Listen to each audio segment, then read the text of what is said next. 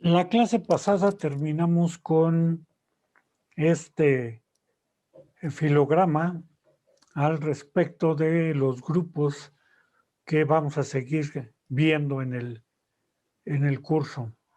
Recordarán, en la clase pasada hablamos de las características de Craniata y vimos también, hablamos de los caracteres distintivos, y de la clasificación, que el término vertebrata ya no engloba a la clase Mixini, a los mixinoideos,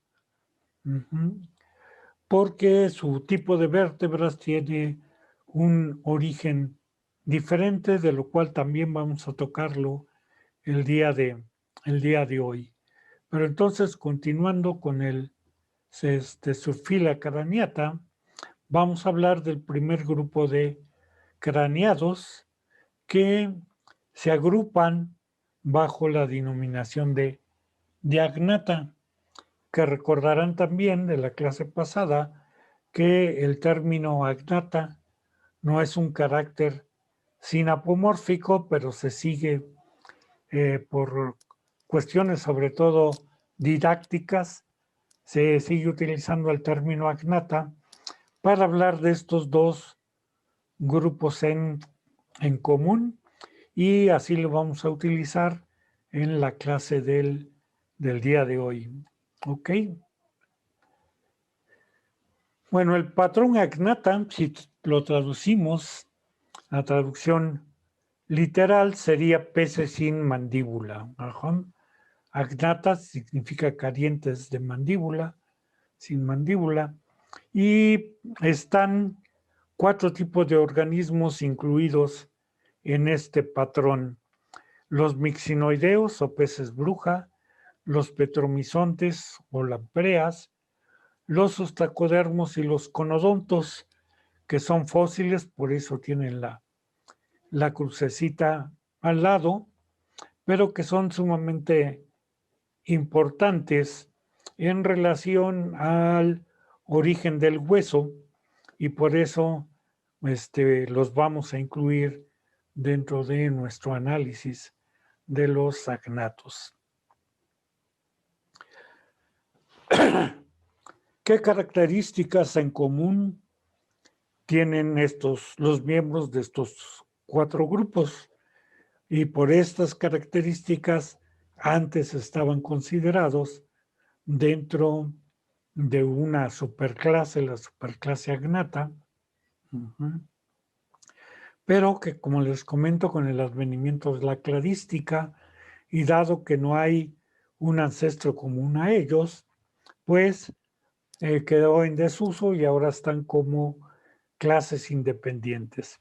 Pero estos 4 grupos comparten obviamente la ausencia de mandíbula. Más adelante vamos a hablar de este carácter distintivo cuando hablemos de los agnatos de la mandíbula. Todos ellos presentan un esqueleto cartilaginoso, entonces carecen de hueso. Tienen 7 o más hendiduras faríngeas. No tienen apéndices pareados, esto es, no tienen aletas pares ni patas. Tienen un ojo pineal. ¿Qué es el ojo pineal? Es una estructura que se localiza en la parte superior del cráneo. Esto sí, todos son craneados, todos tienen cráneo. Se encuentra en la parte superior del cráneo y es una estructura fotosensible. Estaría ligeramente atrás de lo que serían los ojos, ¿sí? En la parte superior del cráneo, y como les decía, es una estructura fotosensible. Esto es, le va a indicar a estos organismos la cantidad de luz más o menos que están percibiendo, y esto les ayudaría un tanto para sus hábitos de vida. Tienen que hacer migraciones diarias, y que cuando se hace de noche, pues ellos bajan al fondo, alimentarse en la mayoría de los casos, y cuando se hace de día, suben para acompañar al plancton y al zooplancton, sobre todo, y a otros grupos de peces, para poderse alimentar de ellos. Igual tienen otro orificio en la parte media que recibe el nombre de nostrilos, estaría por delante del ojo pineal hacia el extremo de lo que sería la boca, y que va a funcionar como un saco olfatorio, como una nariz. Todos ellos presentan la notocorda, en el estado adulto, les digo, carecen de un esqueleto óseo, pero todos presentan la notocorda. Y bueno, algo que se ha propuesto, pero que no está claro todavía, es si son organismos de fertilización externa, sobre todo los fósiles. Si no sabe qué pasa con los fósiles en los grupos actuales, que son mixinoideos y lampreas, son organismos, estos sí, de fecundación externa. Como les decía, los agnatos están representados por los mixinoideos, lampreas, euconodontos y los ostracodermos. Hay aproximadamente 80 especies vivas entre estos dos grupos, entre mixinoideos y lampreas, y aproximadamente 60 especies extintas entre ostracodermos y conodontos. La mayoría de estas especies extintas corresponden a ostracodermos. Conodontos ha sido un grupo muy difícil, como vamos a hablar más adelante, y hasta ahorita solo se han podido distinguir unas 3 especies basadas en el registro fósil. Entonces, la mayoría de las especies de ostracodermos son las que tienen el grueso en la diversidad de estos agnatos. Bueno, vamos a empezar a hablar de los agnatos actuales.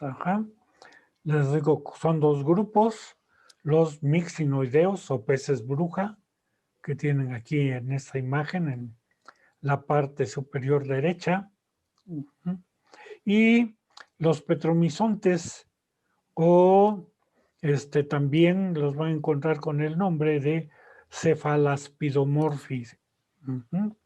Esto porque antes de que se abundara en el análisis del registro fósil, en el conocimiento del registro fósil, los orígenes de los miembros de Petromizontea eran inciertos.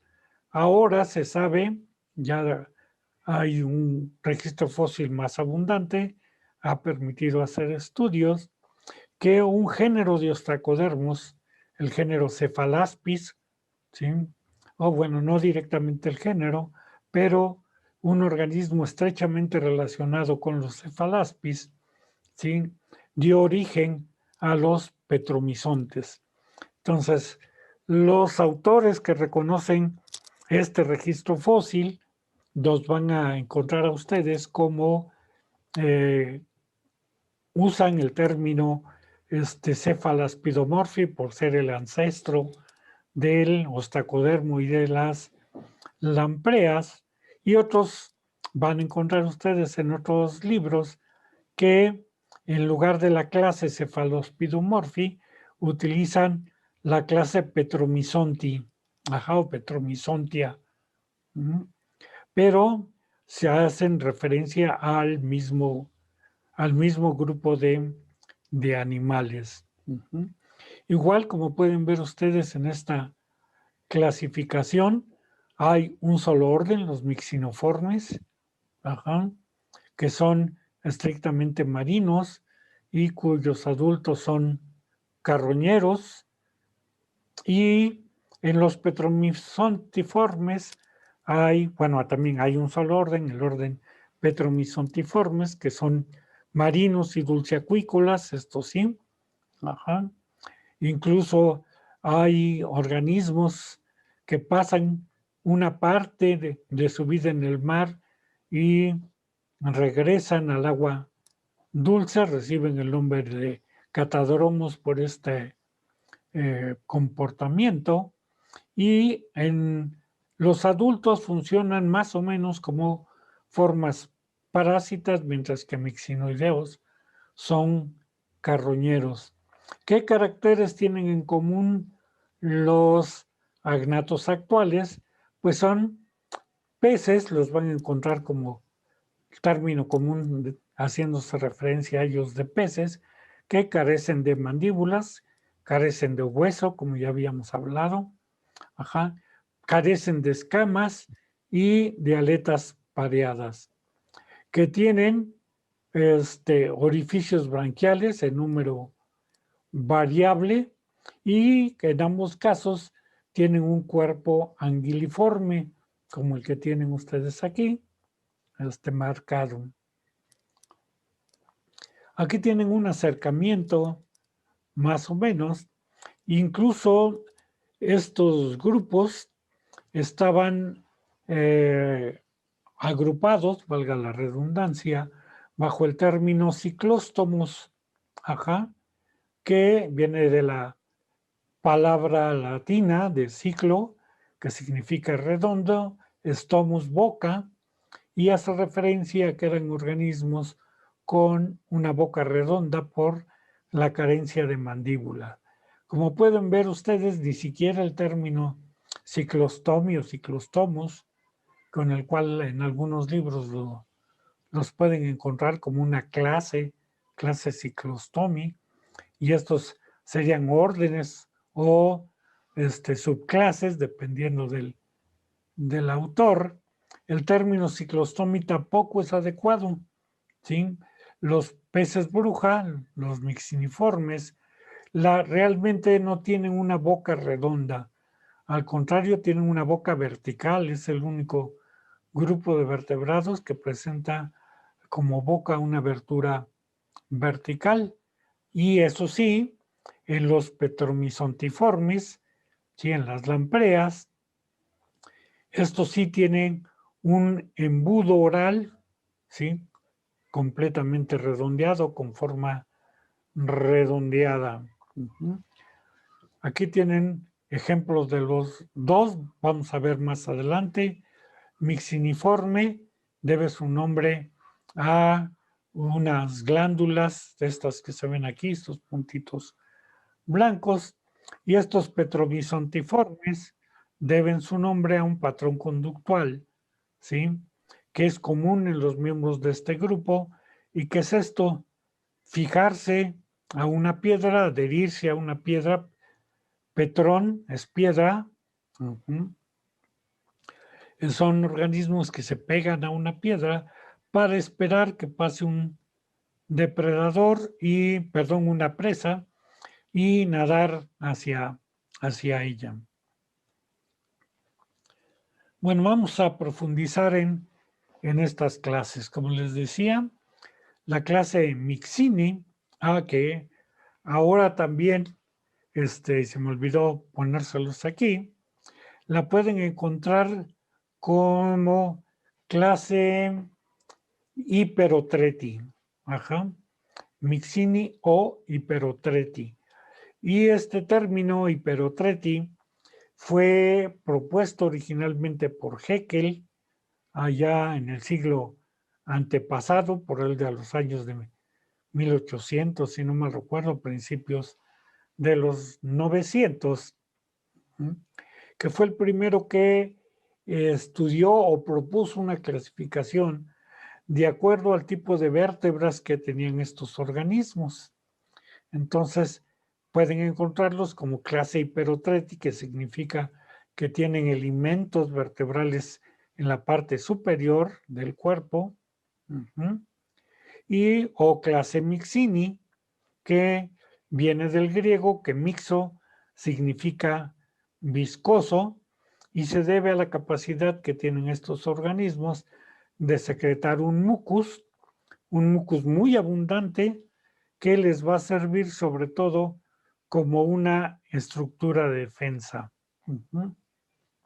Cuando un animal quiere comerse a un mixiniforme, al morderlo, en las glándulas que tiene aquí, productoras de mucus, avientan en abundancia este mucus, y este mucus es bastante espeso que al contacto con el agua se transforma en fibras muy densas. Lo vamos a ver al final de la clase, al hablar de la importancia de la clase.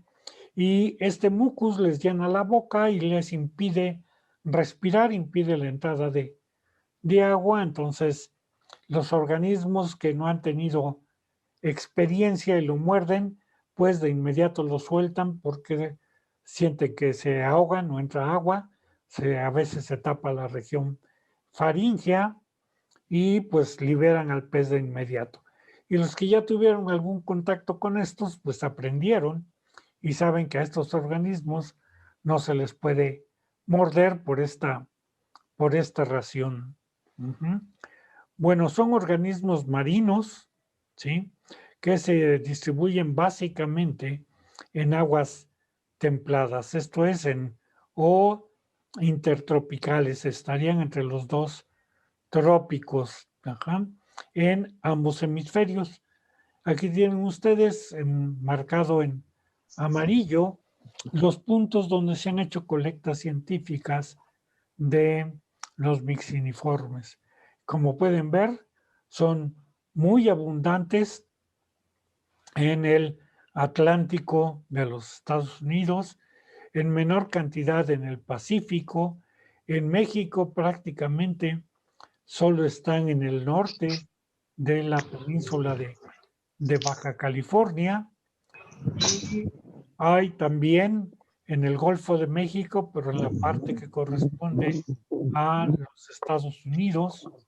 No hay en México, tenemos en el Golfo de México. Acá en Europa, básicamente en el mar Báltico. Acá los tenemos.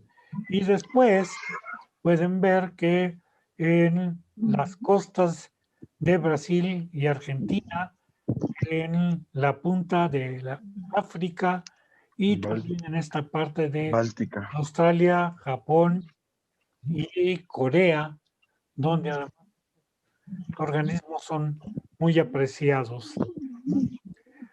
Como les digo, tienen una boca sin mandíbula. Tienen, por favor, ¿puedes apagar tu teléfono? Sí, profesor. Micrófono. ¿Okay? Tienen boca carente de mandíbulas, pero tienen la particularidad de tener dos filas de dientes. Aquí tienen una y atrás tienen la otra. Son dientes reversibles que, como su nombre los dice, pueden sacar. Aquí están sacados de la faringe, de la boca de este organismo, y los van a utilizar para devorar a sus presas, que básicamente se trata de animales muertos, son carroñeros o detritófagos. Tienen su sistema digestivo muy simple, obviamente, al alimentarse de organismos muertos ya un tanto en descomposición, algunos de ellos, o al triturarlos con estos dientes, no necesitan un estómago. La función del estómago es almacenar y triturar el alimento para hacerlo más accesible a los procesos de digestión que se dan en el intestino. También en los libros van a encontrar ustedes que este intestino se caracteriza por la ausencia de una válvula espiral. Esto lo dan en contraposición con los petromizontes, que sí tienen una válvula espiral y que son miembros de este grupo, y más adelante veremos lo que es esta válvula espiral. Tienen un sistema circulatorio abierto, que además es sumamente interesante desde el punto de vista anatómico. Recuerden que un sistema circulatorio abierto es aquel en el que la sangre baña directamente algunos tejidos para hacer el intercambio de nutrientes y el intercambio gaseoso. Estos organismos presentan un corazón bicameral localizado más o menos en lo que sería el primer tercio del cuerpo, en la parte inferior del primer tercio del cuerpo.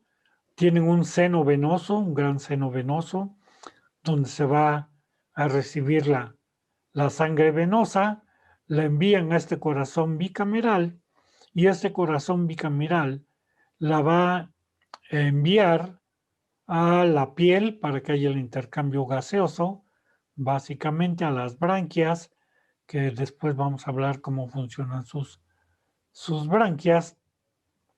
Y la sangre circula muy lentamente y requiere de órganos accesorios que también reciben el nombre de corazón. Tiene 3 corazones distribuidos a lo largo del cuerpo, el último en la región caudal, ¿sí?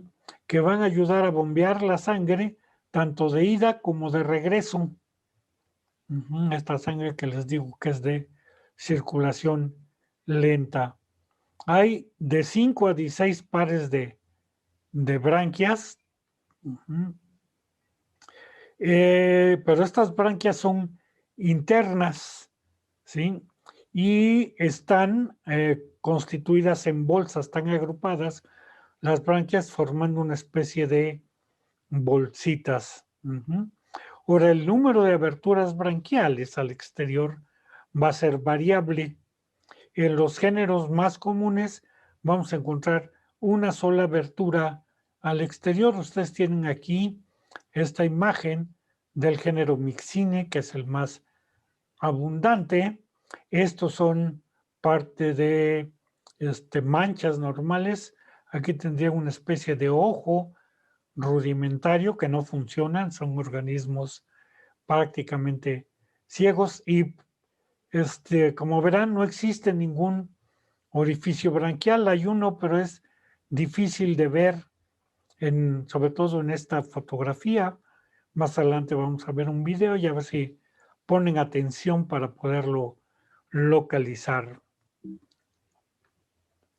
Estos organismos también tienen un riñón primitivo, considerado un riñón pronéfrico en el adulto, aunque va a haber algunos géneros que van a presentar un riñón mesonéfrico.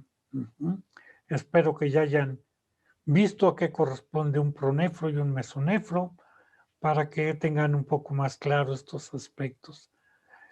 Otro carácter que va a distinguir a estos organismos y que los ha hecho sujetos de su posición taxonómica y estrechamente relacionarlos con las teorías que hay sobre el origen de los craneados, de los vertebrados, es el hecho de que son los únicos organismos con fluidos corporales isosmóticos, ¿sí? Al ambiente. Esto es que la concentración de sales que tienen en el cuerpo, en la sangre de este cuerpo, es prácticamente la misma o equivalente a la concentración de sales que hay en el ambiente.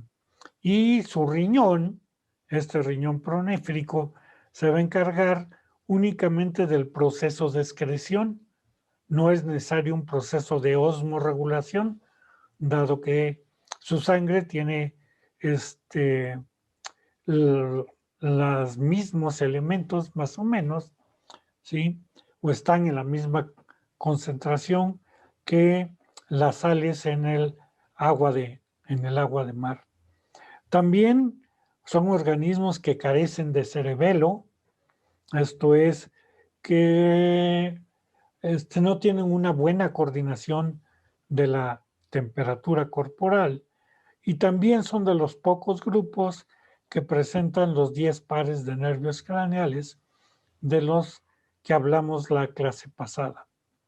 No obstante, estos organismos ¿sí? Tienen los sentidos muy desarrollados, ¿sí?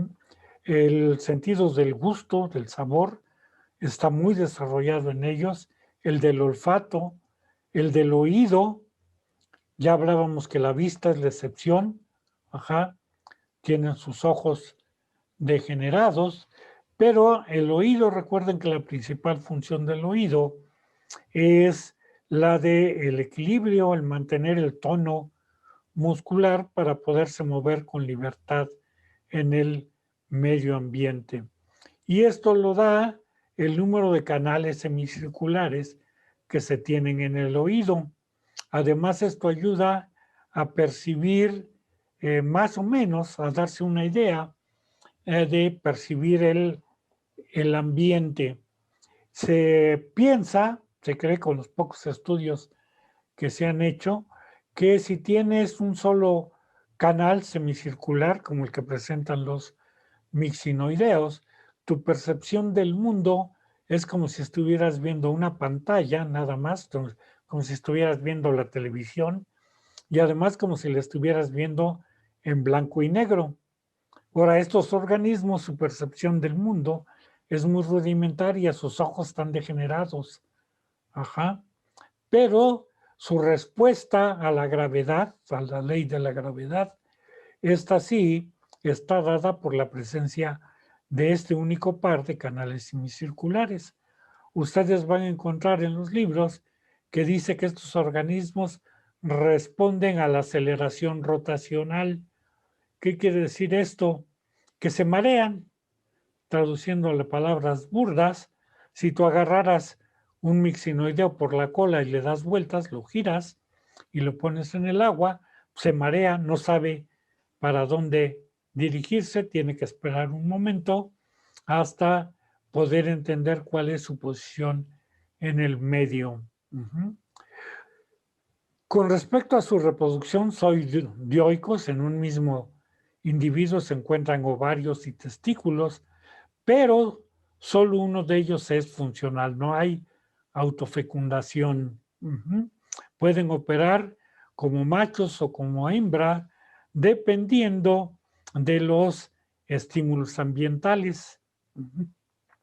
Sus gónadas no tienen conducto, no hay un conducto gonadal para vertir los gametos al exterior, sino que se abren por dehiscencia, esto es, se abren como si abre un ejote, más o menos, tienen una rayita en la parte media, en la cual a medida que van madurando los gametos, van siendo expulsados al exterior y son organismos de desarrollo directo, esto es, no hay un estadio larvario por el cual tengan que pasar. Algo que no ha permitido bien el conocimiento de estos organismos, ¿sí? Son sus hábitos de vida, como vamos a ver. Bueno, aquí son carroñeros, aquí tienen ustedes a todos estos peces bruja, todos estos mixinoideos, comiéndose a una ballena. Entonces, comida hay más que suficiente para ellos. Entonces, aquí los pueden ver. Y estos organismos, sus hábitos reproductivos son desconocidos, no se sabe cómo hay cortejo, no se sabe qué es lo que indica a un macho o una hembra cercana que deben desovar, etcétera. Hay hasta un premio, la Fundación Jacques Cousteau, que fue el primer divulgador científico y que se preocupó mucho por la contaminación de los mares. Ofrece un premio, creo que el equivalente es más o menos a 10 millones de pesos, para quien describa los hábitos reproductivos de este organismo, premio que está vigente desde los años 50 y que pues todavía nadie lo ha podido reclamar. Hay trabajos, pero trabajos histológicos sobre la histología, el desarrollo gonadal, etcétera, pero su patrón reproductivo todavía no está claro. Algo que llama sumamente la atención es que para el tamaño de estos organismos, los más grandes llegan a medir poco más de 1 metro. Ajá. Tienen sus huevos que ovipositan las hembras, son muy grandes, ¿sí? Son huevos que miden de 2 a 7 centímetros. Aquí tienen ustedes una imagen y además son producidos en gran cantidad. Ajá. Entonces, para su tamaño, para su forma de vida, el producir estos huevecillos de este tamaño y en gran cantidad, pues representa un gasto energético considerable que, pues en muchos casos, no se entiende muy bien, dado a sus hábitos alimenticios. Si son carroñeros, necesitarían mucha energía para poder producir esto y la carroña, pues tal vez, bueno, prácticamente seguro les alcanza para que se las den, pero no es un buen alimento para obtener esta eh, gran capacidad reproductora que tienen las hembras. Otro aspecto muy interesante es que en algunos géneros, sobre todo en el género más conocido, Mixini glutinosa, ¿sí? Hay 100 hembras por cada macho. ¿Sí? Imagínense, pues, lo que se requiere para mantener viables poblaciones de estos organismos. Entonces, como verán, pues no es fácil entender el ciclo de vida, el patrón reproductivo, y por eso se ha planteado este premio de 10 millones de dólares. Además, son organismos muy poco estudiados. En México no hay nadie que los estudie y en el mundo también no llegan a los dedos de una mano. En contra de lo que pudiera pensarse, dado este esfuerzo reproductivo, son organismos muy longevos. ¿Sí? Se considera que pueden vivir más de 40 años en libertad y alcanzan cerca de los 20 en cautiverio. Algo que han estudiado muy recientemente es el sistema inmune de estos organismos. Al final, cuando hablemos de la importancia de ellos, van a entender el por qué se ha estudiado el sistema inmune, pero es de estos organismos, su sistema inmune es muy eficiente y esto es lo que parece ser les ayuda a vivir 40 años. Al tener un sistema inmune muy eficiente, es decir, que ellos son muy difíciles que tengan infecciones bacterianas, ¿sí? Cicatrizan muy rápidamente una herida, así en menos de 24 horas, una herida profunda ya está cicatrizada, por eso es que han llamado mucho la atención el estudio de estos organismos. Como les decía, estos organismos salieron de vertebrata. Ajá.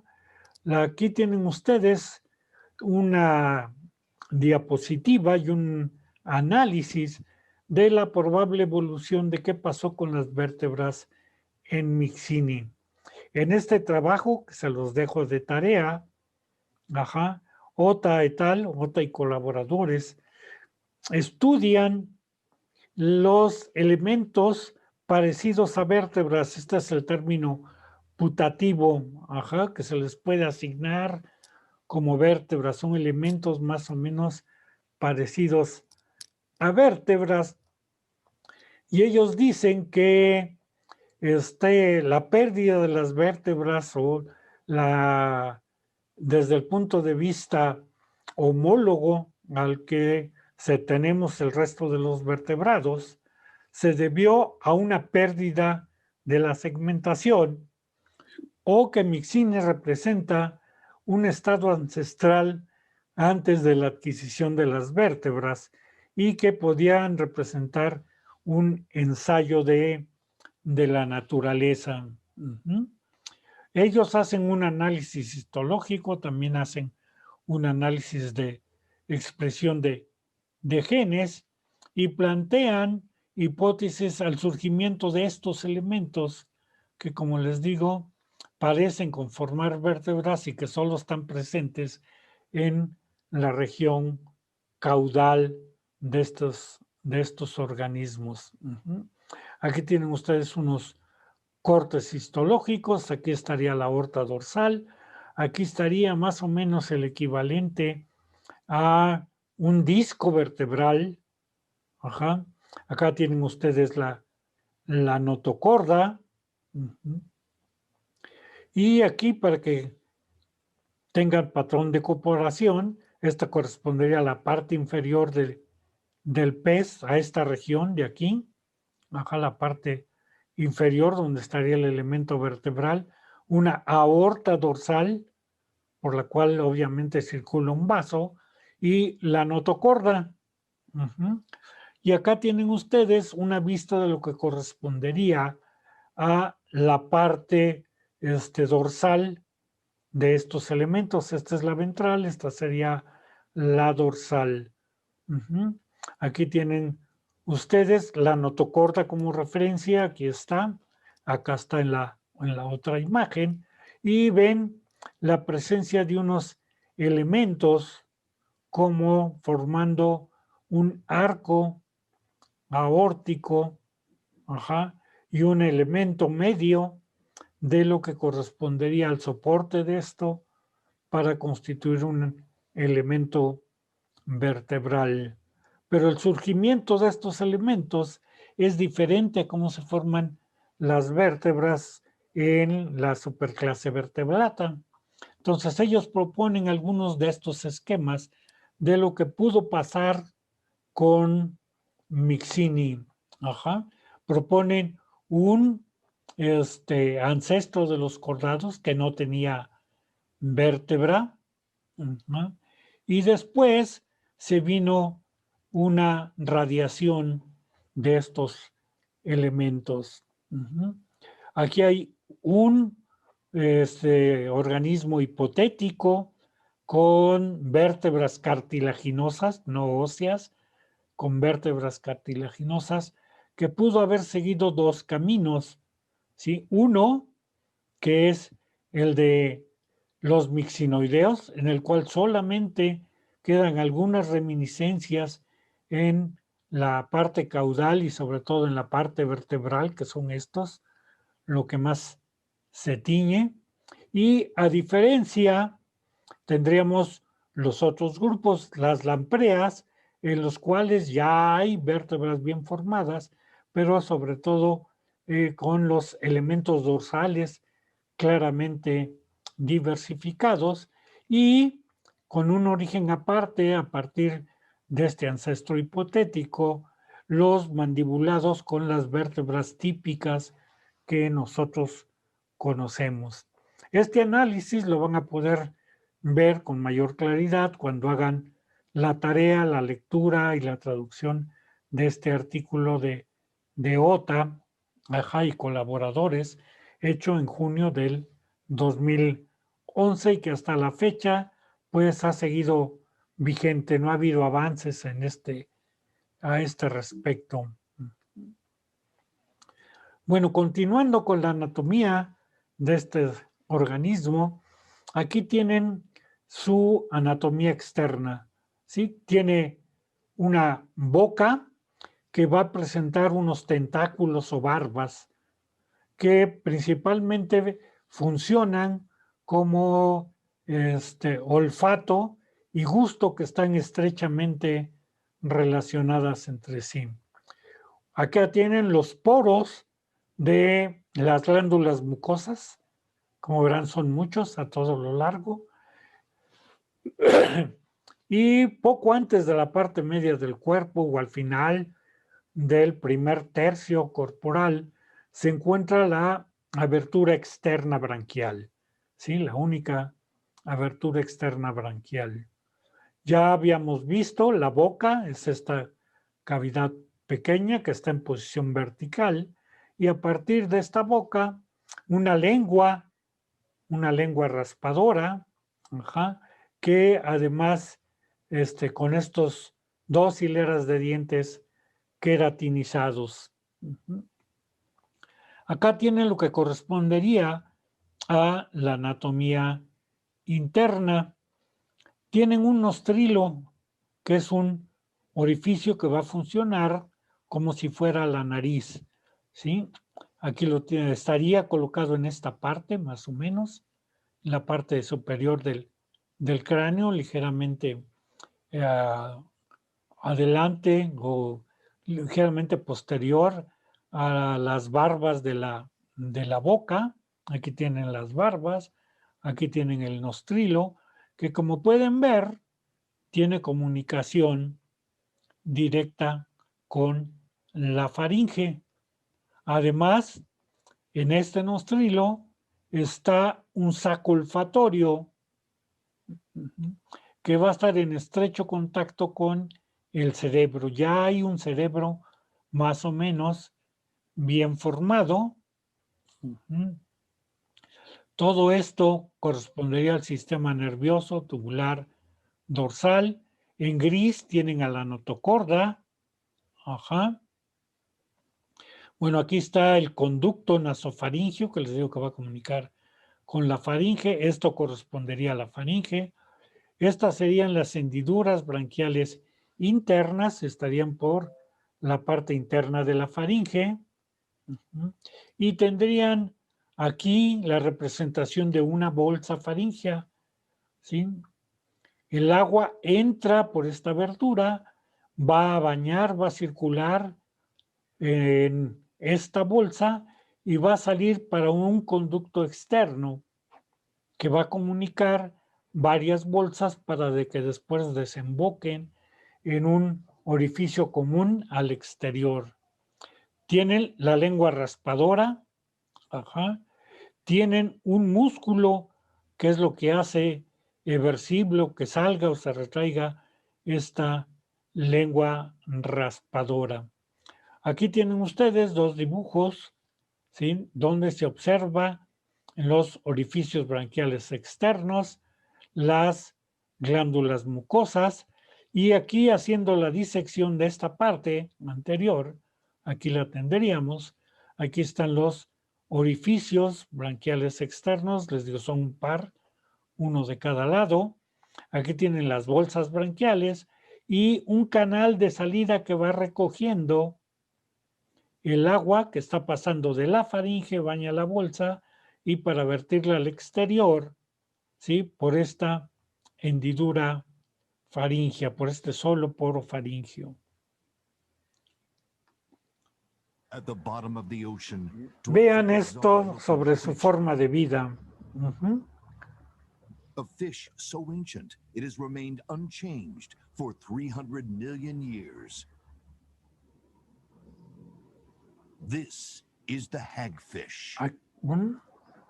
Its velvet smooth skin lacks scales and slithers along the ocean floor. Sus ojos que no funcionan, sus glándulas de mucus. Tiny holes run along the sides of its wriggling body. Some for breathing and some for Ahí pasó el orificio branquial. Que vean el gran sistema muscular que tienen para moverse, como su faringe, sus dientes son eversibles. Los saca para alimentarse. Comen los detritus, el pedazo de pez que estaba ahí. Esto está grabado en un acuario.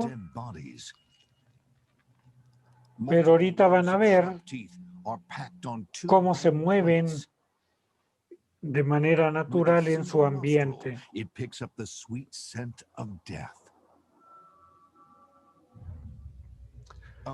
Aquí están poniendo como carnada un pez muerto que se va al fondo. Y este pez muerto va a emitir un olor característico que pueden seguir los mixinoideos. Vean qué ágiles son en el nado. Lo localiza, lo huele y empieza a comérselo. Ajá. Flesh is ripped from the carcass and shoved down its toothy throat. Buscan un orificio o hacen un orificio y empiezan a comerse la musculatura por ese orificio. Muchas veces entran, si es un pez grande, por el orificio anal y se lo van comiendo de adentro hacia afuera. Y bueno, aquí tienen ustedes un tiburón, pero aquí tienen el mucus que ellos secretan y por eso el tiburón no se acerca, se le tapan sus branquias y si trata el pez de morderlos, secretan más mucus todavía. Hay otro video en YouTube que ustedes pueden ver. Busquen el mucus de una lamprea para que lo puedan ver. Ajá. Bueno, aquí tienen la importancia de estos organismos. Aquí tienen los vixinoideos, se comen donde son abundantes, en el norte de Europa, ajá, y por ahí un breviario cultural. Lean El tambor de hojalata de Hermann Hesse, un ganador del premio Nobel alemán. Ahí es la historia de un niño, una persona que se abstiene de crecer y que vive en un circo, pero hay una muy buena descripción de cómo capturan en el norte de Europa a los mixinoideos para comérselos. Entonces la pesca es importante en Corea, les digo, están considerados un platillo exquisito y pues tienden a comérselo. Déjenme regresar para que vean este video. Estos organismos tienen importancia en la investigación biomédica. Aquí tienen ustedes a un investigador, ¿sí?, activando las glándulas mucosas. Vean la cantidad de mucus que saca. Ajá. Lo disuelve en un frasco de 25 mililitros, ¿sí?, en un matraz de 25 mililitros. Lo agita y vean lo que sale. De esa pequeña cantidad de mucus que producieron las glándulas, al contacto con el agua, se generan grandes fibras muy largas que, como les digo, sirve para la defensa de estos organismos. El agua se consumió para la elaboración de estas fibras. Y esto tiene, pues, mucha utilidad. Se le está buscando mucha utilidad. Básicamente son fibras de colágeno. Entonces, para la cosmetología es muy importante este análisis. Les hablaba yo que su sistema inmune es muy eficiente.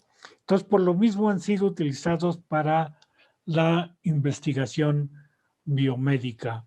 Ay, perdón, se salió. Déjenme regresar a compartir.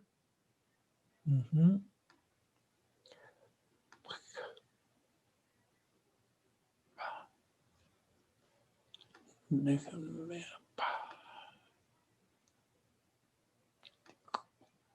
Es que tengo que reiniciar toda la proyección.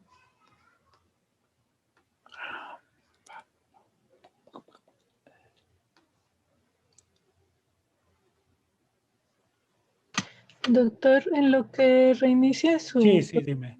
¿Me puede recordar su canal de YouTube? Híjole, no me sé mi nombre del canal.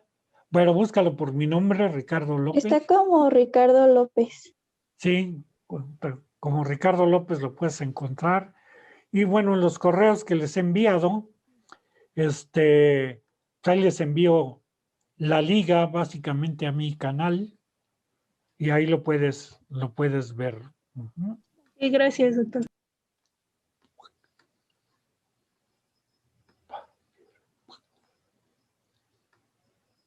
Bueno, ahora sí, continuemos. Nada más déjenme ir más rápido.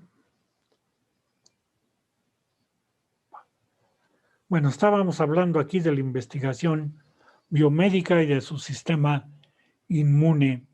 Como pueden ver ustedes aquí, neomixión, son unas gotas para los ojos de solución estéril que se utilizan para combatir infecciones en los ojos, dado que son muy eficientes. Y acá, sobre todo, los estudios que están haciendo en investigación biomédica, ¿sí? El sistema inmune de estos organismos es muy diferente al de nosotros. Es un sistema inmune innato, ¿sí? ¿Qué quiere decir? Pues que nace prácticamente con los organismos. Nuestro sistema inmune tiene que aprender. Para empezar, cuando nacemos, sobre todo es muy recomendable que las mamás les den de lactar a los niños porque les pasa lo que dice, se utiliza con el nombre de calostro. Y el calostro es donde va prácticamente la información inmune para el bebé, para que vaya generando glóbulos blancos, glóbulos rojos, plaquetas, etcétera, para poderlo. En la medida en que nosotros nos enfrentamos a enfermedades, infecciones y enfermedades, nuestro sistema inmune va aprendiendo a contrarrestarlos, ¿sí? Esto. El sistema inmune de las lampreas no aprende, es innato. Y esto pues puede tener muchísima aplicación biomédica. Hace algunos años, bueno, aquí tienen ustedes una partecita del genoma completo y si logran ver, aquí dice Agfish, que es el nombre común en inglés para el género Mixine, ¿sí? Y los humanos, aquí hay una parte del RNA semejante entre los mixinoideos y los humanos. Entonces, esto da muchas posibilidades de investigación. Originalmente empezó como hay una suerte, se les cayó una pecera donde tenían mixinoideos, ¿sí? Los mixinoideos se cortaron. Al romperse la pecera cayó al suelo, con los vidrios salieron cortados, con heridas profundas, y un médico infectólogo les ayudó a recoger a los mixinoideos, ponerlos en otra pecera. A los 5 días, durante este cambio de edificio, el infectólogo pasó al laboratorio y ¿cuál fue su sorpresa? Que todos los mixinoideos habían sanado de sus heridas, no tenían ni siquiera cicatrices al respecto. Y viéndolo con cuestiones monetarias, como la mayoría de los americanos, pues dijo, aquí está el pan. Estudiando el sistema inmune de estos organismos, pues podemos combatir, sobre todo en aquel entonces, el auge era el SIDA. Podemos combatir el SIDA encontrando un genoma o la modificación de genomas asociados a los humanos para activar este sistema inmune innato. Todavía no lo han logrado, pero ahora con el COVID seguro va a haber más recursos para continuar con este tipo de investigaciones. De ahí la importancia biomédica que tienen estos organismos. ¿Sí? Eran organismos, cae seguro, para la gran mayoría de ustedes totalmente desconocidos, y pues vean ahora la importancia que pueden tener al respecto de nuestras pandemias. Bueno, pasando al otro grupo, a los petromizontes, son organismos bastante parecidos a los mixinoideos, ¿sí? Son de cuerpo redondo, esbelto, no tienen escamas, tienen una o dos aletas dorsales, como pueden ver aquí. No tienen aletas pareadas, no tienen patas. Su esqueleto es fibroso y cartilaginoso, con notocordio persistente durante toda la vida. Estos sí tienen un disco oral tipo ventosa. Ellos sí serían prácticamente los únicos que cumplen con el requisito de ciclóstomo. Ajá. También tienen una lengua con dientes queratinizados, pero a diferencia, estos dientes van a estar puestos en un embudo y en parte de la lengua, y a diferencia de los mixinoideos, todos los petromizontes presentan 7 hendiduras branquiales externas. Aquí las tienen ustedes. En esta imagen son menos evidentes. También aquí tienen el mapa con los registros científicos que se han capturado. Verán, son muy abundantes otra vez en esto, sobre todo en el hemisferio norte, en el norte de Europa, el Báltico, ¿sí? En el Pacífico norte de los Estados Unidos, en el Atlántico norte de los Estados Unidos. Y aquí pueden ver ustedes en tierra 3 manchitas que aparecen ahí, 3 puntitos que aparecen en nuestro país. Estos corresponden a especies endémicas que parece ser desafortunadamente ya se perdieron para el país. Estaban en los lagos de altura, en el lago de Pátzcuaro, en Janitzio, etcétera, en el lago de Chapala, pero estos organismos fueron fuertemente combatidos, dado a que causan daño a la pesquería del pescado blanco, muy importante en Chapala y otros, aunque nunca se hizo un estudio formal para ver si realmente estos organismos estaban causando daño. Otro aspecto parece ser que también el que hayan desaparecido tiene que ver más con la contaminación que tienen estos lagos, que con el hecho de que los pescadores los hayan matado cada vez que se los encuentran, porque les digo, representan un daño desde el punto de vista económico. La anatomía de los mixinoideos. Aquí tienen ustedes una imagen de la anatomía interna de un mixinoideo, ¿sí? Como pueden ver, tiene más o menos las mismas partes que el mixinoideo, perdón, la anatomía interna de un petromizonte.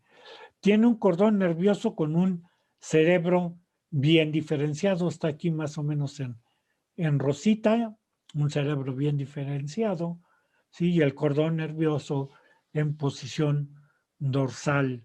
Tienen la notocorda, a diferencia de los mixinoideos, estos sí tienen un cerebelo, aunque sea pequeño, y también mantienen los 10 pares de nervios craneales. Los sentidos de el gusto, el oído, el equilibrio, el olfato, están bien desarrollados. También ven bien, a diferencia de los mixinoideos. Sobre todo en los adultos, tienen un estadio larvario que carece de ojos, es prácticamente ciego, utiliza los otros órganos de los sentidos, pero en el estado adulto los ojos están bien desarrollados.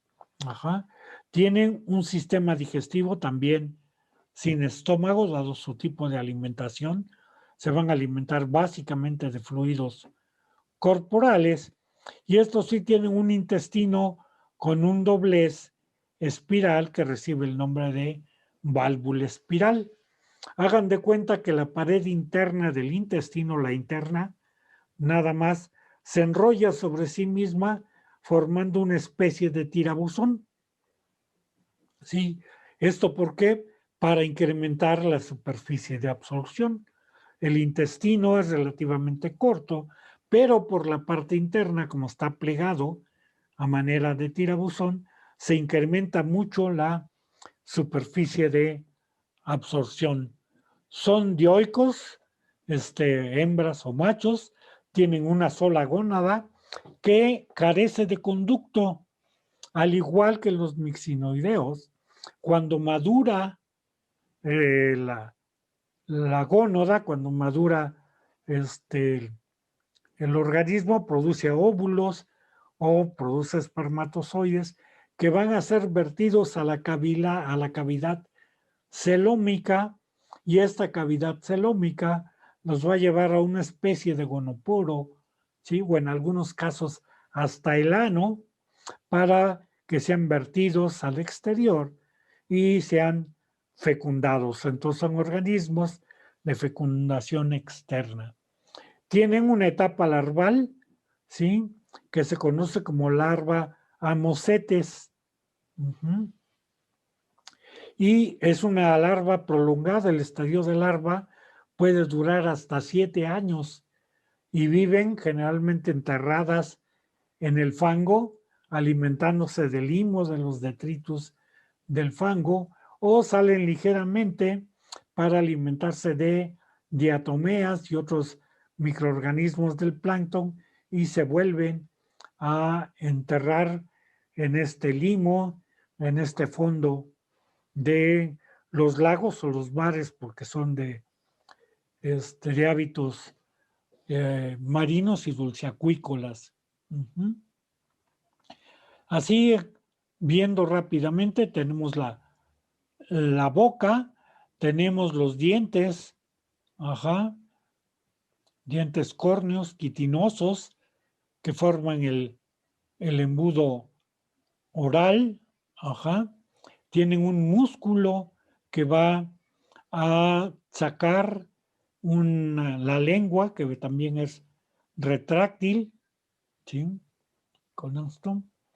Aquí tienen la lengua señalada de retráctil, se puede meter, y va a tener dientes, va a ser una lengua raspadora para raspar la piel, producirle una herida al organismo, que esta herida esté sangrando, esté vertiendo fluidos, nosotros diríamos esté saliendo sanguaza, que es de lo que básicamente se alimenta este organismo, no directamente de sangre. Tiene un cartílago craneal que va a proteger obviamente al cráneo, tiene una notocorda cartilaginosa a todo lo largo. Aquí tienen ustedes las 7 hendiduras branquiales, faríngeas.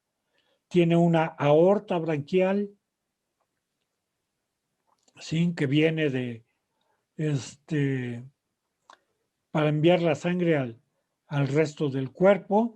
Ya hay un sistema venoso inferior, lo que correspondería prácticamente a una yugular, a una vena que va a llevar la sangre hacia las branquias.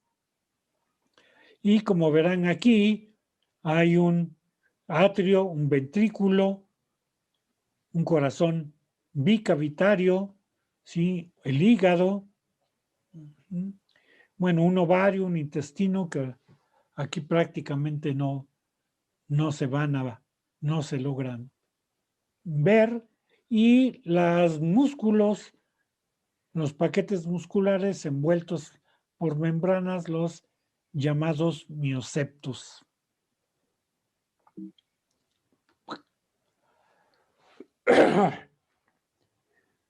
Aquí tienen cómo se alimentan estos organismos. Como les digo, son semiparásitos o parásitos, se pegan a un pez vivo, generalmente cerca de la región de las branquias. Normalmente están pegados a una piedra esperando que pase el camión, que pase un pez ingenuo. Entonces nadan activamente, se despegan de la piedra, nadan activamente, y con el embudo oral hacen una ventosa para fijarse a la piel del del pez. Aquí tienen ustedes cómo se unen a la pez del pez. Con sus dientes queratinizados se fijan, ¿sí? Tienen labios, una especie de labios, y tienen un cartílago lingual que va a enviar junto con músculos. El cartílago lingual es la parte esquelética que va a permitir verter la lengua. Aquí tienen ustedes la faringe, ¿sí? Entonces sale la lengua y empieza a escarbar en la carne de este organismo. Y este organismo empieza a soltar líquido, sus fluidos corporales, que se van por el canal faríngeo. Aquí tienen ustedes una bolsa branquial, una bolsa respiratoria.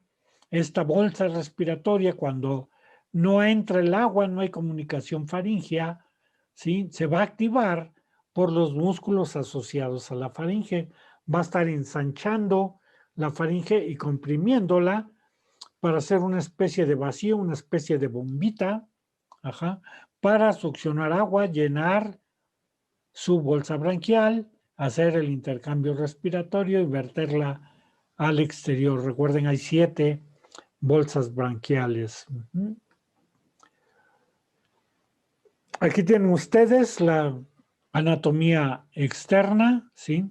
El embudo oral, algo que va a aparecer por primera vez en estos organismos y que va a ser muy importante, es el sistema de la línea lateral. Este sistema de la línea lateral después lo vamos a ver en peces. Aquí está concentrado en la parte anterior, pero en peces va a estar distribuido a todo lo largo de los organismos y va a ser el equivalente al sentido del tacto. Aquí tienen un nostrilo, que va a captar los estímulos olfatorios del medio ambiente, que no tiene comunicación con la faringe, es cerrado. Pero otra vez está cerca del cerebro primitivo de este organismo y le está informando de las características del medio ambiente. El órgano pineal, que es una estructura fotosensible, los paquetes musculares, ¿sí? Las 2 aletas dorsales y la papila urogenital. Les digo, por aquí van a salir los gametos y por aquí va a salir la orina. Algunos también presentan su aleta caudal. Aquí tienen otra ampliación de la región bucal, ¿sí? Vean, de las papilas o labios con las cuales va a cerrar y va a succionar. La lengua raspadora, en este caso invertida, que diga invertida sin salir, retraída en el cuerpo. El cartílago, que sirve de apoyo, la musculatura, las hendiduras faringeas internas, la aorta ventral, el tubo respiratorio, el cerebro, la notocorda, ¿sí? El cordón nervioso dorsal en amarillo, el corazón y un pedacito del hígado que se logra ver en este esquema. Aquí vean este video, cómo viven.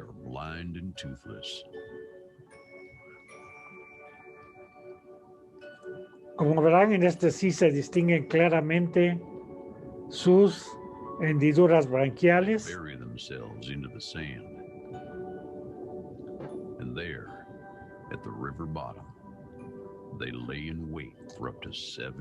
Esta especie pasa su larva 7 años enterrada y sale ya como un individuo adulto, semiadulto, para empezar alimentarse. When they come out, they're a changed fish.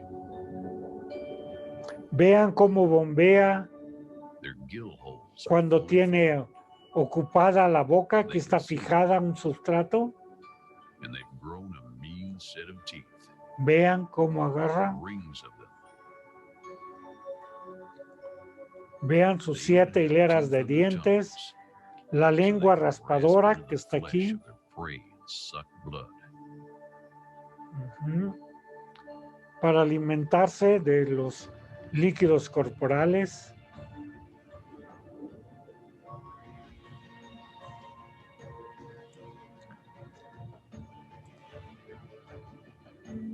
Estos, les digo, se fijan sobre presas vivas. Ya se fijó. Once attached to a paddlefish, they suck out as much as they can, Se fijó a un pez espátula en este caso. kill the fish, Ajá. but they leave terrible scars. Y vean estas cicatrices. Son de otras lampreas que se le han pegado. Vean cómo se fija un vidrio. These beady-eyed bloodsuckers attached to bodies, snouts, even up into Aquí se le gills. pegó. Incluso se meten a las branquias. ¿Sí? Alimentándose de las líquidos corporales de las branquias. Ajá, o a cualquier parte del pez, pero tienen mucha predilección por la región branquial o cercana a la región branquial, obviamente por la cantidad de sangre que circula en estas áreas. ¿Qué importancia tienen las lampreas? Se comen, ¿sí? Son sabrosas. Yo he tenido la oportunidad de probar lamprea. Pues como les digo, son sabrosas. No les podía decir a qué se parece a lamprea, pero que es un plato que se come en varias partes del mundo donde están presentes. Y aquí tienen ustedes una trucha, ¿sí? Una trucha salmonada que es una de las principales recursos pesqueros que tienen los americanos en sus lagos internos. Uh-huh. Ellos siembran truchas, las cultivan en sus lagos para venta en el mercado. Y esto es lo que hacen las lampreas. Aquí tienen ustedes una lamprea en negro en la región dorsal, aquí tienen otra en la región branquial. Estas lampreas no matan a la presa, no le causan mayor daño que este.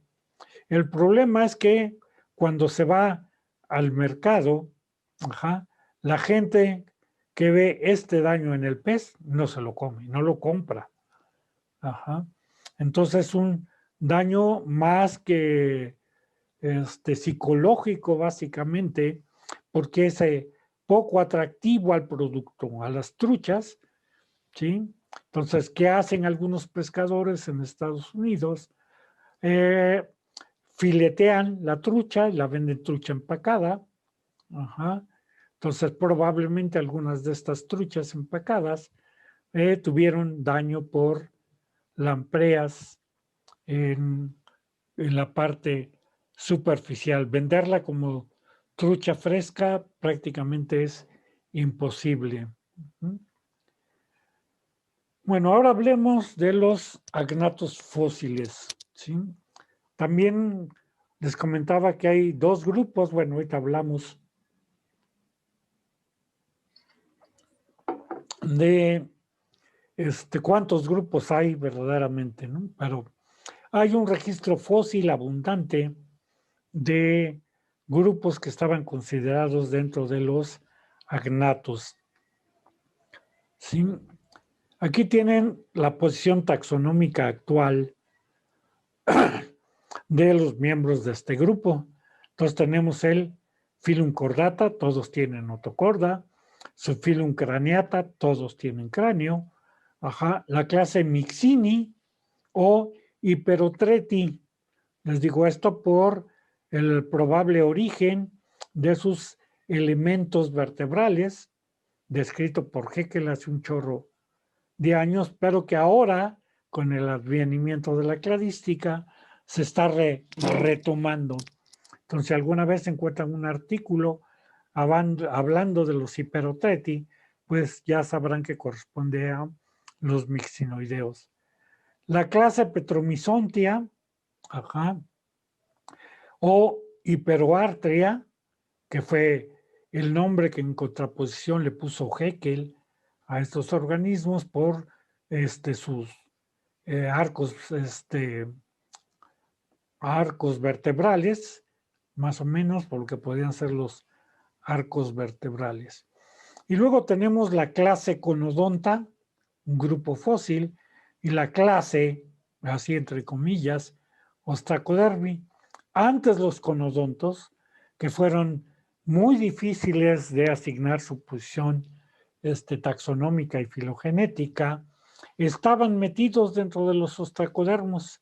Si llegan a consultar algunos de los libros por ahí de los años 70, 80, que fueron escritos, los conodontos representan o están metidos como un orden dentro de los ostracodermos. Y bueno, los ostracodermos, la clase Ostracodermi, se agrupan a ellos en lo que se llama una categoría taxonómica, como una especie de cesta. Los americanos le llaman como cesta de basura, en la cual se agrupan aquellos organismos que, para tener más o menos un orden en la clasificación, pero que sus relaciones filogenéticas no están claras, pues los agrupan en este cesto. Y este cesto recibe el nombre de clase, en el nivel taxonómico de clase Ostracodermi, formado por 6 órdenes principales: los Sterostraci o Pteraspidomorphi, los Teleodonti o Teleodontia, también lo pueden encontrar, también con el nombre de Celolépida, los anáspidos, perdón, por ahí se movió a la derecha, debería estar abajo de Teleodontia y de la posición de anáspida, Galaéspida, Petaurístida y Osteostraci o Cefaláspida. Actualmente las relaciones filogenéticas ya están más claras y dentro de los cefaláspidos, si la clase Cefaláspide ya está separada, ya no es un orden, es clase Cefaláspida, con 2 órdenes, Osteostraci y Petromyzontia. También esto se lo pueden encontrar. ¿Por qué los nombres entre paréntesis? Por discrepancias de los autores, otra vez, ¿sí? Depende a qué género reconozca el autor como representativo, como característico del grupo. Hay un género que recibe el nombre de Pterostraci.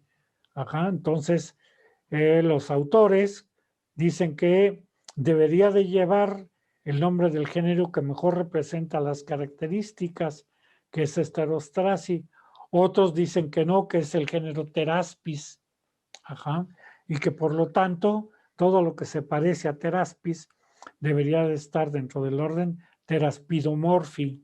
Y así sucesivamente, si agarras el género Telodus o si agarras el género Celolepis como representativo, o si agarras el género Osteostracus o Cefaláspida, es lo que va a dar la posición taxonómica o el nombre predominante a estos órdenes. Como va la investigación paleontológica, porque en este caso es investigación paleontológica, lo más probable es que en pocos años todos estos estén considerados clases independientes.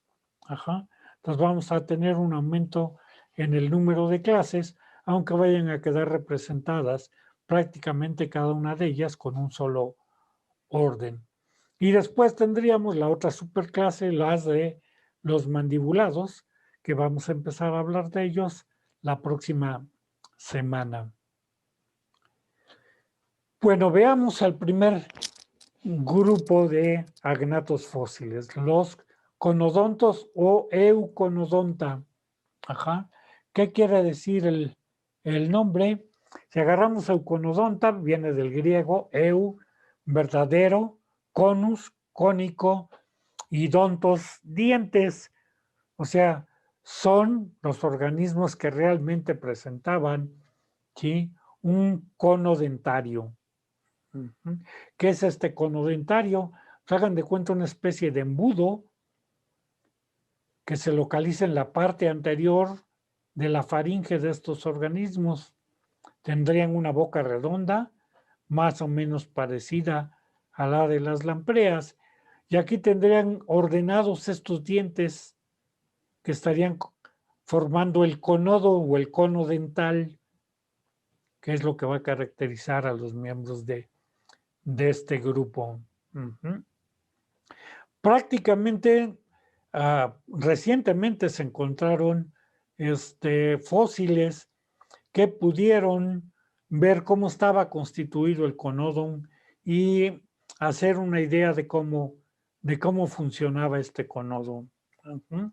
Obviamente era para la captura de presas, pero antes se encontraban solo restos fósiles de dientes, pedacitos, y no se sabía a qué pertenecían estos pedazos. También de manera muy reciente se encontraron fósiles que se pudieron asociar a estos conos para tener una idea de la característica del cuerpo de estos organismos. Entonces, todavía su posición filogenética es incierta, es cuestionada por algunos autores, aunque ya la mayoría están de acuerdo en que son una clase independiente de los ostracodermos y estrechamente relacionada con los mixinoideos y los petromizontes. Son organismos de cuerpo blando, muy parecido a una lamprea. No tenían hueso externo, ¿sí? Las placas dentarias formaban el aparato faringio, conservaban la notocorda durante el estado adulto, eran craneados, tenían paquetes musculares, una cola pequeña con radios bastante parecida a la de las lampreas, ojos muy grandes y el tamaño era pequeño. Esto hizo mucho más difícil su identificación. Eran organismos de 4 centímetros de largo. Para que tengan ustedes una idea, más o menos lo que mide el dedo más largo de su mano.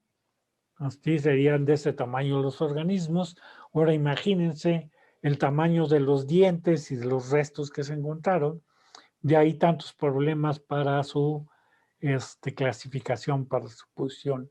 La otra cuestión es que tienen un registro fósil muy amplio, ¿sí? Va desde el Cámbrico tardío hasta el Triásico tardío. Esto es, estuvieron bastantes millones de años apareciendo. Recordarán el orden de los periodos geológicos de Triásico, Jurásico y Cretácico del Mesozoico. Pues esto se llevaron todo el Triásico, toda la primera parte del Mesozoico, y eran abundantes también desde el Cámbrico, entonces bastantes millones de años, y convivieron con otros grupos también, por lo cual era muy difícil asignar su posición filogenética, sus relaciones filogenéticas. Bueno, los ostracodermos. Los ostracodermos es un grupo artificial, aquí sí, totalmente, de origen polifilético, o sea, no puede ser un grupo natural, dado que no hay un ancestro, dado que no es un grupo monofilético, no hay un ancestro común a todos ellos. Ahora se habla más bien de un nivel de organización. Son organismos que presentaban un nivel de organización común a todos ellos, y que también florecieron durante muchísimo tiempo, desde el Paleozoico, aparecen casi con el origen de los cordados, ajá, y permanecen o fueron abundantes en los periodos Ordovícico, Silúrico y Devónico. También un registro fósil abundante. Bueno, este nivel de organización que es caracterizado por, vaya la redundancia, caracteres que presentaban en común todos los miembros que se han metido en este grupo de los ostracodermos. ¿Sí? Eran organismos pequeños de 20 a 30 centímetros, generalmente también por deformación de las películas. Cuando oímos hablar de fósiles, de dinosaurios, todos pensamos en organismos de grandes tamaños. Incluso la palabra ostracodermo da la idea de organismos de gran tamaño. Pues no, la mayoría fueron pequeños, ¿sí? De 20 a 30 centímetros, máximo los más largos del tamaño de una regla de 30 centímetros, pues esto les ayudará a darse una idea de cómo eran. Todos eran agnatos, carecían de mandíbulas, pero el carácter que más los une y que es el que le da el nombre al grupo es el hecho de tener coráceas óseas protectoras. Estos ya tenían hueso y el hueso estaba en la cabeza formando una gran placa que los protegía a los miembros de este grupo. Entonces, estas corazas estaban formadas por placas laterales, aquí faltó dorsales y elementos ventrales. Hagan de cuenta que juntas placas, unas 2 por abajo, 2, 3 por la parte inferior, 2 a los lados, 2 o 3 en la parte superior, y protegías toda la cabeza y a veces todo el primer tercio del organismo. Otra vez, perdón, déjenme ver, déjenme tratar de reiniciar la clase.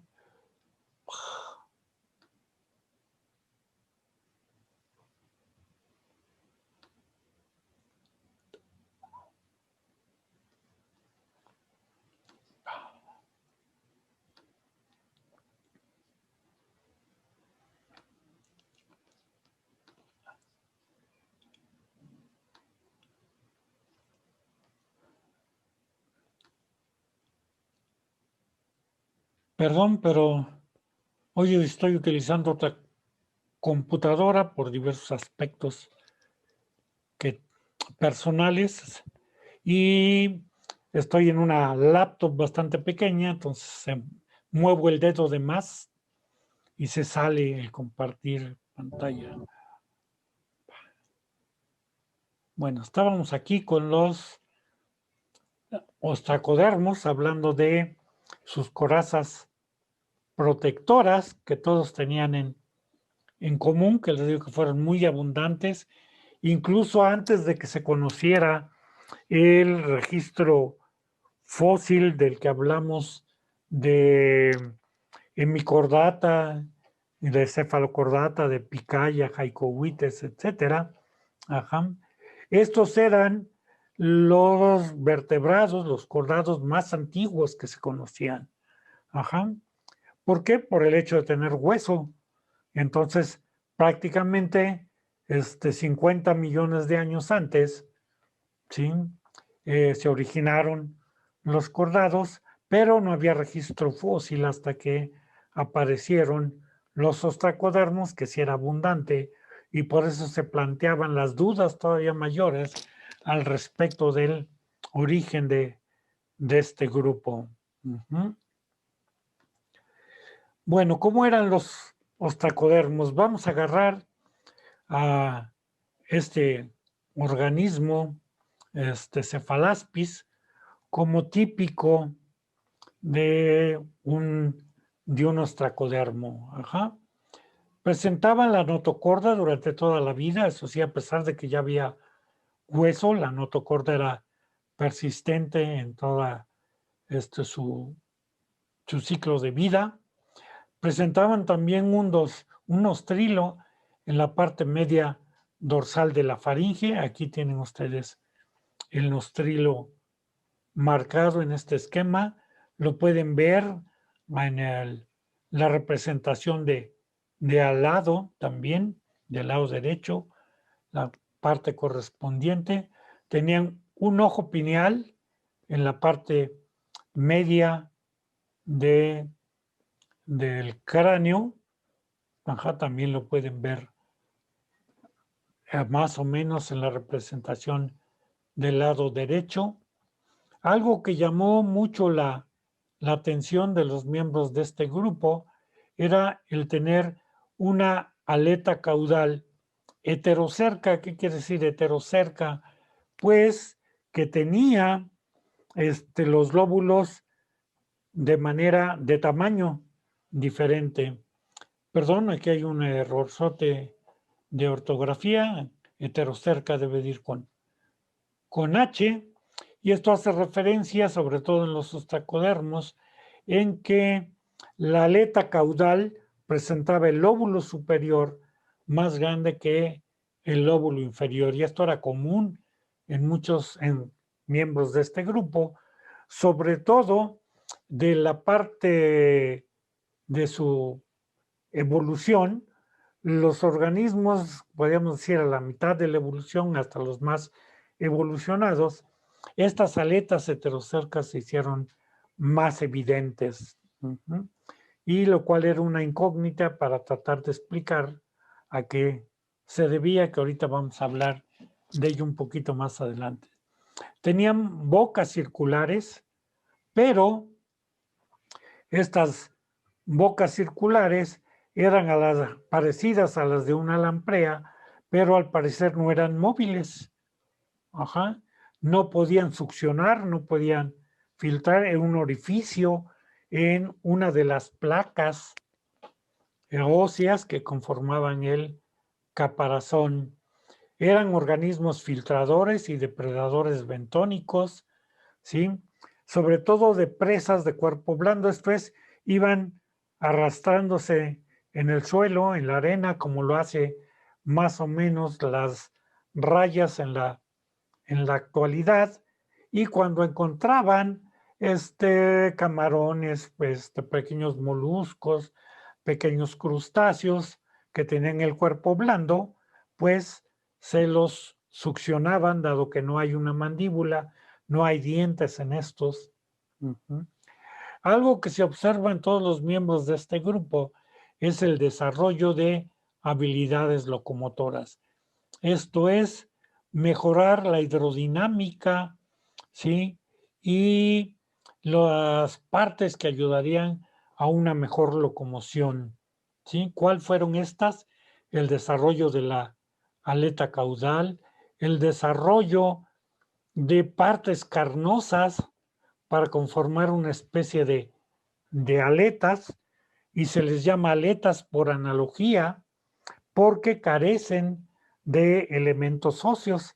Para que fuera una aleta verdadera, debería tener una estructura de soporte ósea o cartilaginosa, como ya existe en los otros grupos que vamos a ver, ¿sí? Tiburones, peces óseos. Entonces, estos sí tienen aletas verdaderas. Estos no solo fueron partes carnosas o membranosas, incluso varias de ellas soportadas con espinas, ¿sí? O aletas o cuernos, para dar la impresión de que favorecían mejor a la natación. Se considera que probablemente vivieron como las mantarrayas, enterrados en el substrato para escapar de la mayoría de los depredadores que eran abundantes en aquel entonces, sobre todo los euriptéridos. Si no se acuerdan qué son los euriptéridos, en un momento se los voy a presentar en un video. Bueno, vamos a seguir la historia evolutiva de los peces. Vamos a empezar hablando otra vez de Jaicohuites para terminar en Teraspicil, las ventajas evolutivas que tiene.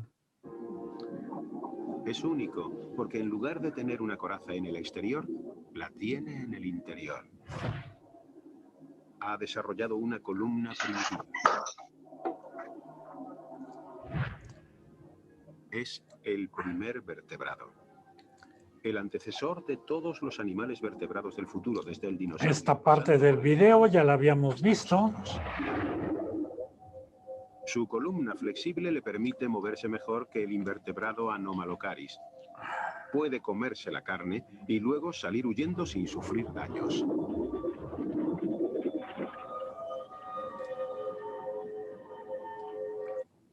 La evolución sigue su camino.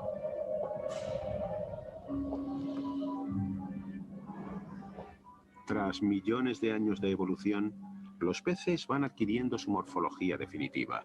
Los músculos que rodean su espina dorsal evolucionan hasta convertirse en una poderosa cola y aparecen las aletas. Ahora poseen una cabeza. Aquí ya tienen a Theraspis, hasta aquí nos quedamos la vez pasada. Y ahora continúa este video.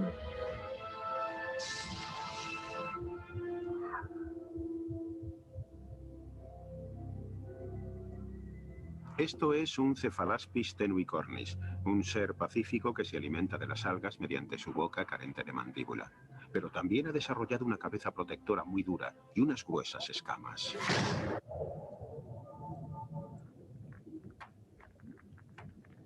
Este mundo está aterrorizado por una nueva generación de artrópodos provistos de poderosas armas. Esos son los euripteridos. Conozcan al brontoscorpio.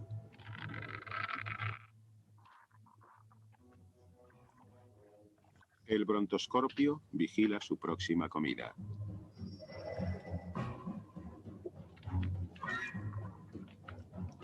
Si Cephalaspis o Theraspis medían aproximadamente 20 centímetros, pues podrán imaginarse el tamaño de Pero el brontoscopio. Cephalaspis ha desarrollado un sistema de alarma primitivo. Unos sensores especiales situados sobre su piel detectan la más mínima vibración en el agua. Nosotros hemos heredado sensores parecidos, que nos hacen sensibles al tacto.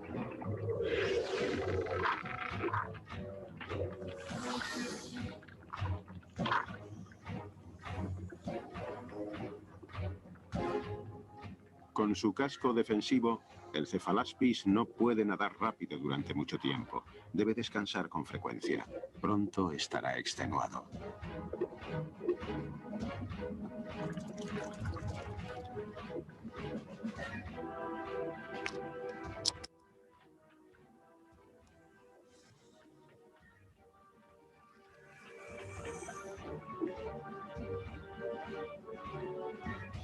De pronto, el Cephalaspis cambia su rumbo. En estos peligrosos mares hay pocos lugares donde esconderse. Ha llegado la temporada de cría y el Cephalaspis se pone en marcha para encontrar un escondite fuera del alcance de los escorpiones. Agua dulce, tierra adentro. Se considera que estos organismos ya fueron capaces Cephalaspis remonta el río. de invadir las aguas dulces, Es su viaje de regreso a la zona de desove en la que nacieron. siguiendo los ríos que entraban al Aunque mar, parezca increíble, siguiendo el agua los antepasados de los dulce. peces ya utilizan la memoria. Se guían fijándose en rasgos familiares. Sus cabezas reforzadas protegen un arma vital, uno de los primeros cerebros complejos. Está mucho más desarrollado que el de sus rivales, los escorpiones, que no tiene memoria alguna. Pero estos peces han subestimado a su enemigo.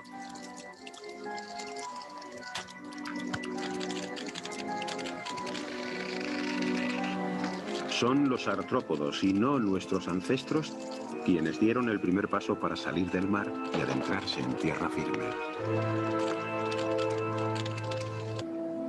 Debilitados tras este largo viaje, ahora deben cruzar un espigón rocoso para pasar del río a la poza.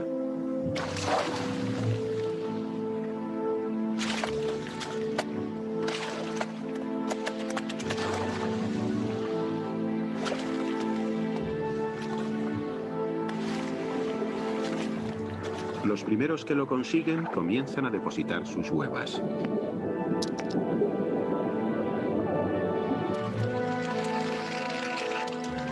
Pero los extenuados cefalaspis tienen compañía.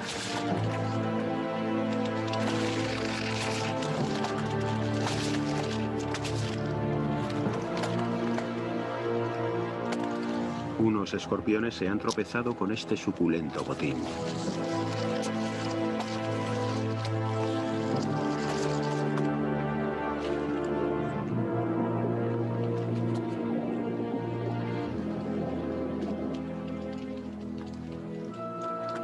Pero los peces tienen una ventaja.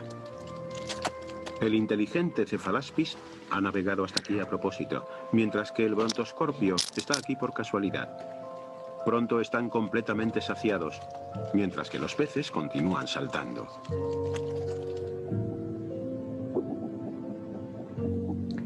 Al mar.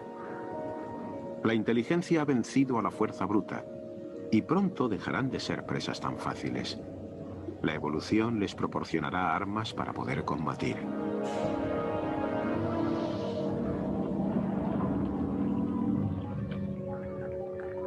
Con el transcurso de millones de años, las branquias de los peces se transforman en la primera mandíbula provista de los primeros dientes. Ahora están equipados para poder atacar. Bueno, después de este dramático pero esperanzador video,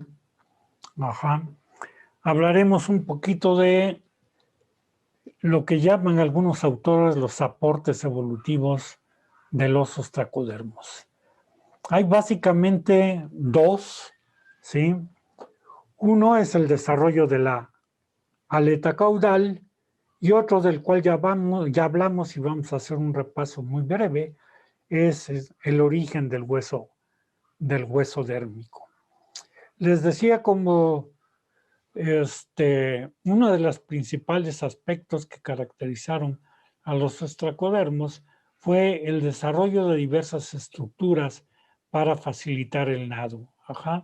Espinas, aletas, pero sobre todo la aleta caudal, dado que esta, al desarrollarse, les permitió un mayor impulso, ¿sí?, para mantener la aceleración inicial. Por ahí repasen sus clases de física, de secundaria o un poquito más adelante, que no creo que se acuerden, pero busquen en internet la diferencia entre aceleración y velocidad. Entonces, la aleta caudal les permitió sobre todo mejorar la aceleración, dar un impulso más fuerte, más poderoso para iniciar el nado y para mantener el nado. Como les decía, hubo muchas diferencias en la forma y el tamaño de las aletas. Entonces se hablaba de diferencias biomecánicas entre los diversos tipos de aletas caudales. Esto es, una aleta caudal de este tipo debería de ser más eficiente que una aleta caudal de este tipo o que de este tipo. Y un estudiante que no le creyó a su profesor cuando se podían llevar prácticas, se le ocurrió la brillante idea de hacer prótesis de diversas aletas caudales y ponérselas a una trucha, ¿sí? Dijo, sí, el lóbulo inferior, como es en este caso que tienen aquí, es más grande, como fue el caso de muchos de los ostracodermos. Esto permitirá equilibrar el peso de las corazas óseas, produciendo que el organismo tienda a nadar hacia arriba y el peso de la cabeza lo va a hacer nadar hacia abajo, entonces va a ser un sistema compensatorio, ¿no? Entonces él hizo varias prótesis utilizando placas dentales, el elemento con el que hacen los dentistas las placas de los dientes, el paladar, etcétera, y se las puso a truchas. ¿Y cuál fue el resultado? Pues que ninguna. Ajá. La trucha seguía nadando tal cual. Sí, el lóbulo de la aleta caudal era mayor, el superior o el inferior. Ujú. Entonces no fueron las aletas caudales hechas para compensar el peso de la coraza, que era lo que se tenía. Si alguna vez regresamos a la Metro, les recomiendo que vean el Young. Es un libro que habla sobre vertebrados y ahí viene todavía en el Young un análisis de las diferencias biomecánicas entre los diversos tipos de aletas caudales. Hay todo un estudio matemático, ajá, de las ventajas de tener un lóbulo superior o un lóbulo inferior. Este estudiante, que se llama Smith Nielsen, todavía vive, pues demostró que estos cálculos estaban errados y que lo único que pasaba, al igual que con otras estructuras que aparecían en los ostracodermos, eran ensayos de la naturaleza para favorecer un mejor nado, y que estos ensayos fueron siendo seleccionados por la selección natural para propiciar organismos o mantener un pool de organismos que estuvieran mejor adaptados al medio acuático. Entonces hubo pruebas, por decirlo de alguna manera, la naturaleza probó a ver cuáles eran los mecanismos más eficientes para poder nadar, y hizo las pruebas con los ostracodermos. El desarrollo del hueso. Ya hablábamos que es un tejido exclusivo de los craneados y que pues, primero apareció como hueso dérmico. ¿Sí? Ya hablamos de las diversas teorías sobre el origen del hueso y todos sus derivados que aparecen casi al mismo tiempo: marfil, el esmalte, la dentina, el hueso dérmico, el hueso endocondral, el hueso intermembranoso. Entonces, todos estos. Hablamos ya de la teoría de Romer, que era una protección para la repredación, de Homer Smith, que decía que impedía que entrara el agua basándose en las características de los mixinoideos, del riñón de los mixinoideos, de Berry y Putard, que hablaban que tenía que ver con el fosfato en el agua, ¿sí? Ya sea para excretarlo o para almacenarlo, ¿sí? Halstead, que igual propone que además de los fosfatos también se tenía que almacenar calcio. No me acuerdo si vimos la teoría de Gans, que salió al mismo tiempo que la de Halstead, que también era una mezcla que era una estructura que servía para protección y aislante eléctrico, porque ya los campos que aparecen en los caparazones de los ostracodermos, del cual vimos aquí en este video, que se consideran actualmente como unas estructuras sensorias, antes se consideraba que probablemente eran órganos eléctricos para escapar de los depredadores, algo así como las estructuras musculares eléctricas que presentan las anguilas, así se consideraba, pero la teoría más aceptada es que estos campos laterales que estaban en el caparazón de los ostracodermos tenía que ver más con estructuras sensorias que con como un sistema eléctrico de protección. Hablamos de la teoría de Ruben y Bernstein al respecto de la hidroxiapatita, que esto permitía liberar y capturar fósforo de acuerdo a las condiciones que tuviera el organismo. La de Smith y Hall prácticamente no la consideramos cuando hablamos de ellos, dado que es casi regresar a un principio a la de Romer, pero en lugar de protección como estructura sensoria, que pensaría uno, ¿por qué el hueso va a ser una estructura sensoria si es duro y no está inervado?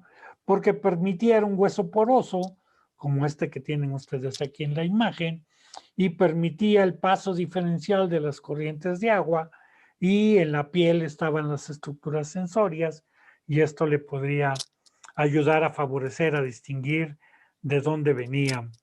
Lo que sí abundamos en la idea en la propuesta de Donoghue y colaboradores y la de Kawasaki y Weiss, que proponen una mineralización diferenciada de tejidos por expresión génica, sí que genes se expresan, dónde se expresan, etcétera, que es la teoría más aceptada en la actualidad, ¿sí? Pero lo que sí es, el hueso aparece por primera vez en los ostracodermos. Ajá. Independientemente de estas teorías, muchas de ellas tienen como base el hueso de los ostracodermos para haber sido propuestas, excepto las últimas que tienen que ver con la expresión génica. Todas las otras tienen que ver básicamente con la presencia del hueso en los ostracodermos. Bueno, aquí tienen la radiación de los agnatos, un esquema de cómo está la radiación de los agnatos.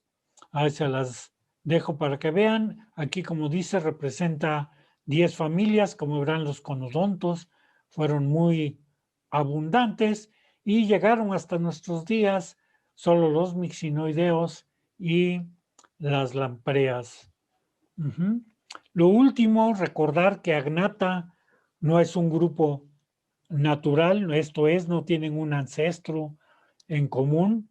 Aquí están todos agrupados bajo un color morado y como verán el ancestro de los Hiperotreti, que además están punteados, todavía no se conocen, el ancestro de Jaicohuites, de los conodontos o eucanodontos, de los petromizontes, no tienen un ancestro en común, por lo cual todos estos grupos no se consideran como un grupo no natural, como una agrupación artificial de Agnata.